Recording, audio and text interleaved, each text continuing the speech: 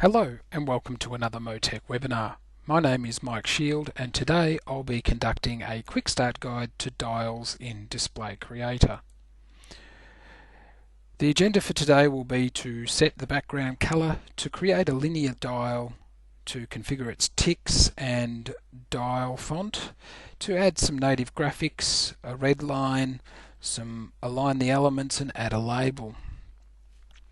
Okay, so you've launched Display Creator and this is the screen that faces you. Straight away I would go to settings and make sure that a default font is set. Go across to pages and set the background color. By default it's black. White would be popular, but today I'm going to go with blue. In fact, you can set any color that you might wish. Alright, so you've set your background color. Let's add a dial.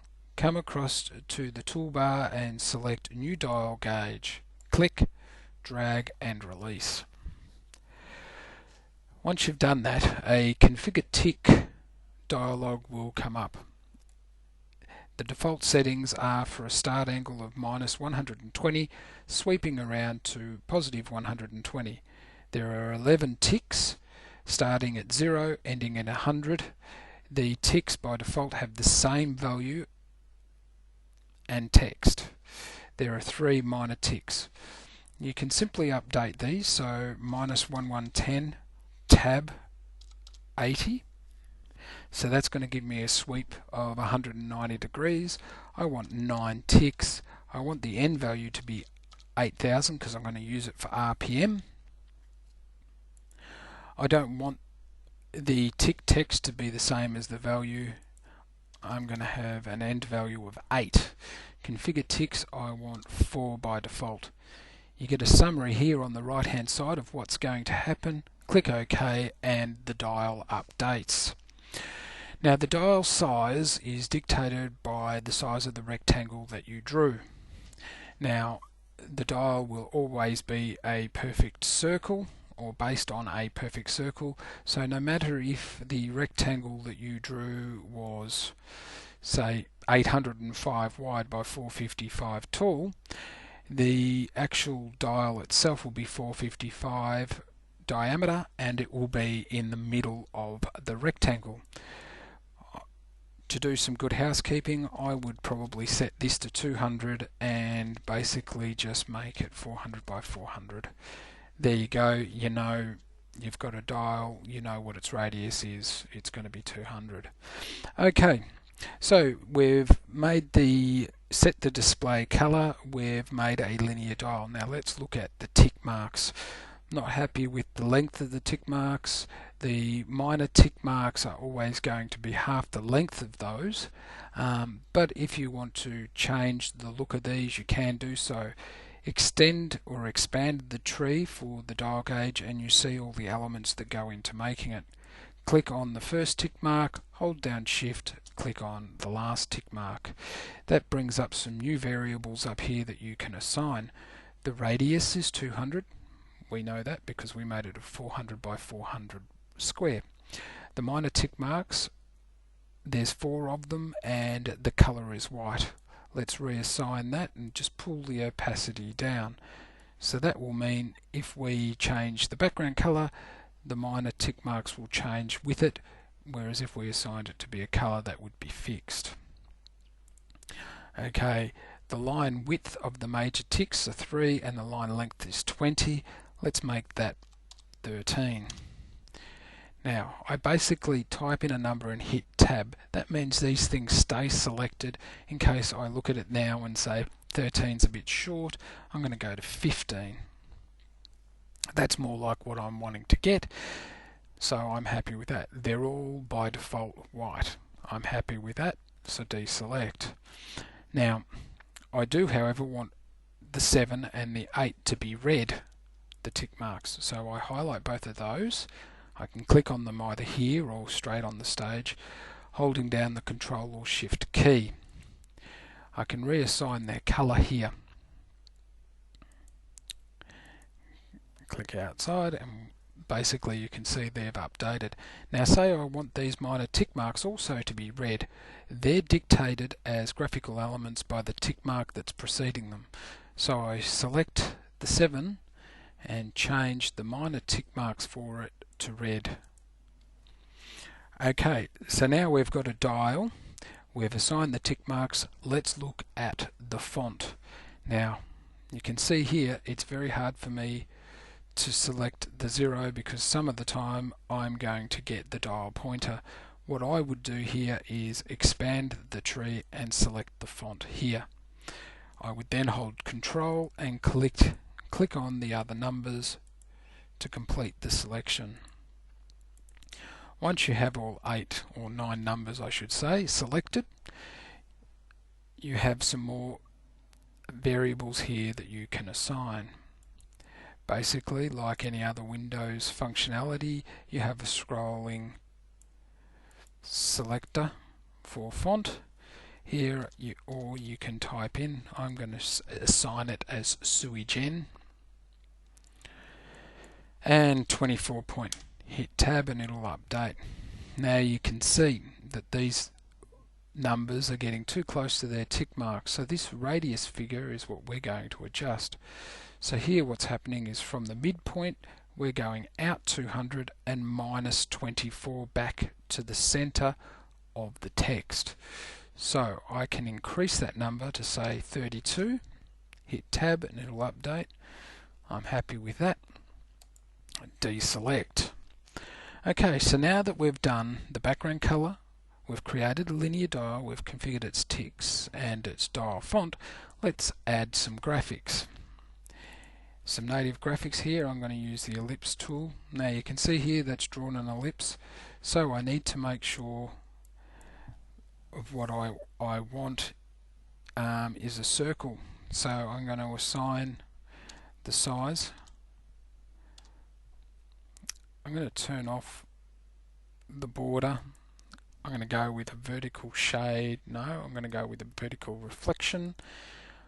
I want a vivid blue and a black. Okay, that vivid blue. I could probably go stronger. Did I not get it? There we go. So I'm happy with that. If I wanted them in the other direction, I could simply hit this toggle switch here. Now I can copy and paste another circle on there.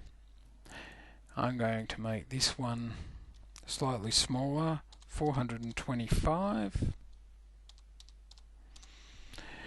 And instead of a vertical reflection, I'm going to go with a radial. And instead of this blue, I'm going to go with that blue and do that. So basically that's going to give me something that's a bit like that. I'll then select both of those circles, copy, paste. Okay, so this one, 434, I'm going to make that 285. No, I'm going to make it 290. Yeah, 290. And then the one at the front, I'll make that 285.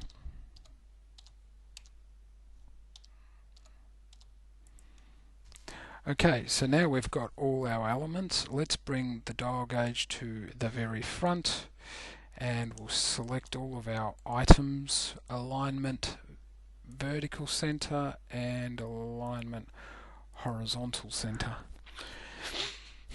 Now, if you're wanting to know just a little bit more quickly on alignment, if you're wanting to know how alignment will work, basically if I select two shapes, the first one that I select, in this case being the square, will be the one that works. So if I now say align to left, the circle will come back to align with the left of the square.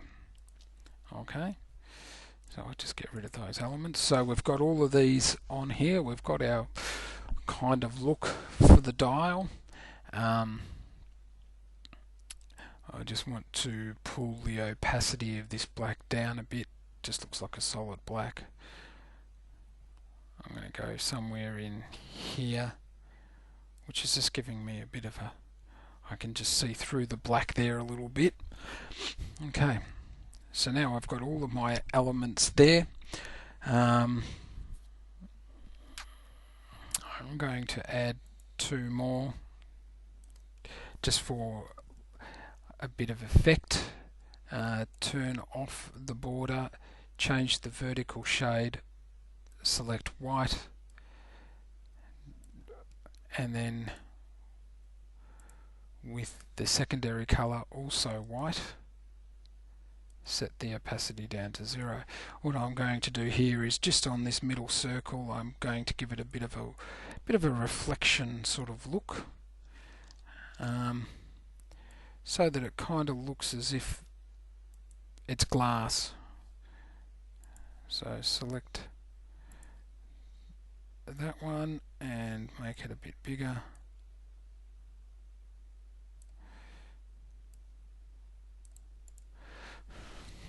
So now it's just got that little bit of a glowing effect. Probably quite happily pull that down just a little bit. It's a little too obvious. That's a bit nicer. And the other one, let's pull that down a little bit as well. So I've got it on 30. I want 13. 20 is probably good. Okay, so there we've got the look of our dial. Now I want to add a sweep to it. Let's bring the dial to the front. Right click, insert sweep. So what that's going to do is a radius of 200, so this outer edge is going to put in 20 wide, which is probably too wide. Let's make it 10. Start value of 6,000, so here going down to 8,000,